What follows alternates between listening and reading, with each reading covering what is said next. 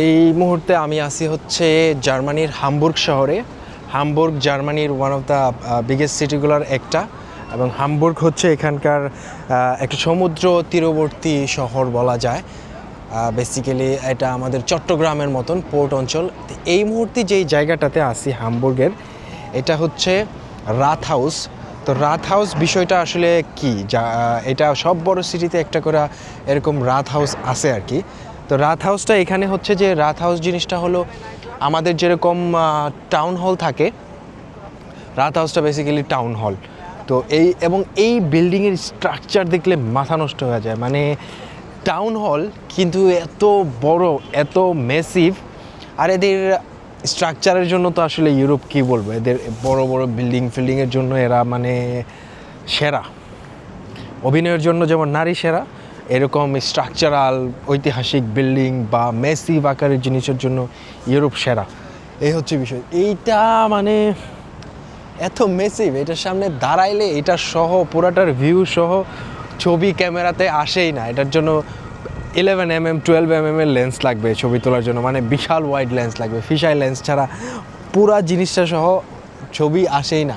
Even আমার এই যেই ক্যামেরাটাতে আমি ভিডিও করতেছি এটাতেও ইম্পসিবল। শুধু এই যে এটা তো রাথ হাউস, এবং এর আশেপাশে অনেক ভাইব্রেন্ট জিনিসপত্র আছে। এই যে ওইখানে একটা গির্জা আছে অনেক কিছুক্ষণ আগে। এই যে এখন আবার ঘন্টা বাজা শুরু হয়ে গেছে। কয়টা বাজে? একটু আগে তো ঘন্টা বাজলো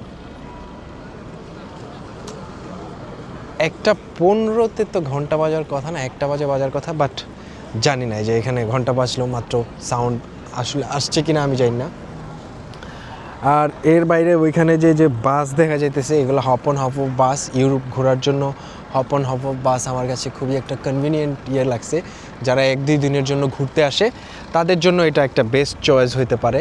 এটা হচ্ছে যত ধরনের স্পট থাকে একটা সিটিতে, সব জায়গায় আপনাকে নিয়ে যাবে এবং আপনি ঘুরবেন, ঘুরে নাইমা যাবেন। আর রাথ হাউসে কেন্দ্র কইরাই হচ্ছে প্রত্যেকটা ইউরোপিয়ান শহরের যে সিটি সেন্টার, সেই সিটি সেন্টারটা হয়, মানে টাউন হল, সিটি সেন্টার। ওই যে ওই পাশেও একটা স্ট্রাকচার দেখা যাইতেছে। তো এখানে ধরেন যে আসলে মোটামুটি সিটি সেন্টারের আশেপাশে অনেক কিছু থাকে ঘুরা টুরা দেখার জন্যে। একটু আগে একটা বিল্ডিংয়ে আর্জেন্টিনার ফ্ল্যাগ দেখছিলাম, হারাই ফেললাম বিল্ডিংটা। তো এই হচ্ছে মোটামুটি রাথ হাউস কি, বা এখানকার এই যে হামবুর্গের যে রাথ হাউস, এটা একটা মেসিভ স্ট্রাকচার এবং আমার কাছে ভালোই লাগতেছে। আর এখনও পর্যন্ত সিটির মধ্যে আছি হামবুর্গে। অন্য শহরে যেরকম সাবার্বে গিয়া ওইখানকার আর্কিটেকচার এক্সপ্লোর করা, ওইটা এখনও পর্যন্ত হামবুর্গে হয়ে ওঠে না।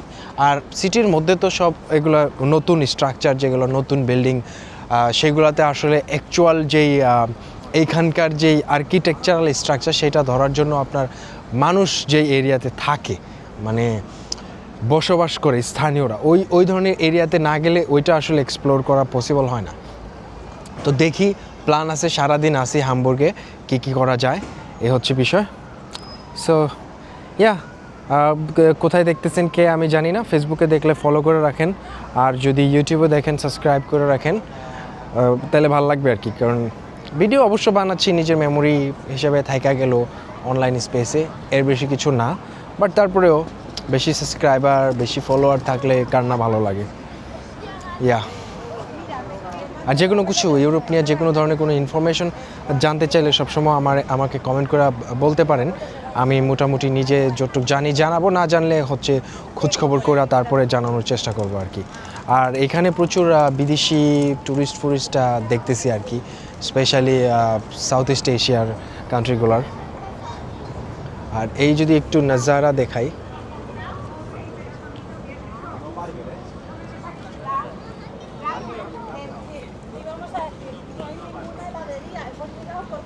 এইখান থেকে আইসা ফাইনালি একটা রাথ হাউসের ফুল ভিউ দেখা যাইতেছে। তাও আবার সূর্য পেছনে থাকার কারণে